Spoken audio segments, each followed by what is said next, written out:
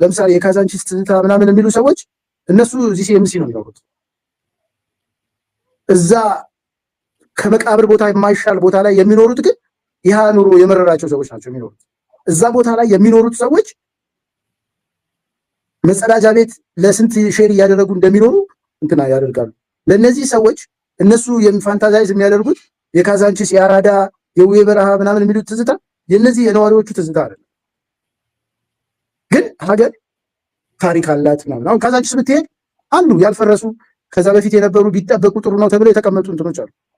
የፈረሱት ግን በፍጹም ድጋሚ ልታያቸው የምትፈልጋቸው አይደል።